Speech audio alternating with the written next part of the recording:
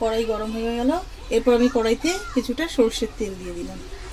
ঠিক আছে, তেলটা গরম হয়ে যাবে, তারপরে জিরে ফোড়ন দেব।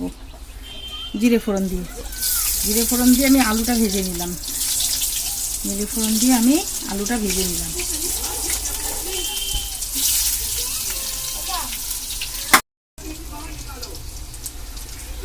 আলুটা এবার নাড়লাম, নুন দিয়ে আলুটা একটু ভাজা করলাম, একটু কষালাম নুন দিয়ে। তার মধ্যে একটা চিংড়ি মাছ দিয়ে দিলাম,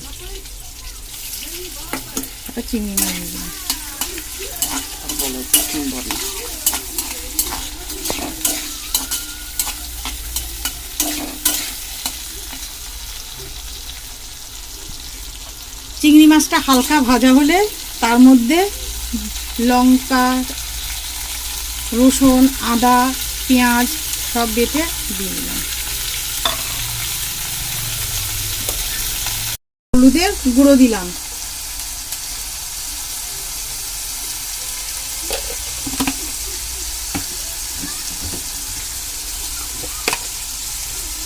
লঙ্কার গুঁড়ো দিলাম। এবার আমি কিছুক্ষণ কষাবো, অল্প একটু জল দিয়ে কষাবো জিনিসটা। এবার নুন দিয়ে হলুদ দিয়ে সেদ্ধ করা মোচাটা দিয়ে দিলাম। আগে যেহেতু নুন দিয়ে সেদ্ধ করে,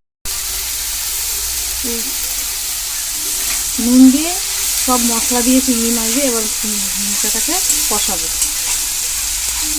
একটু সময় নিয়ে কষাতে হবে আস্তে আস্তে, যাতে মশলাগুলো সব কিছুতে লেগে যায়। এরকম করে নাড়ি চাড়ি দিতে হবে।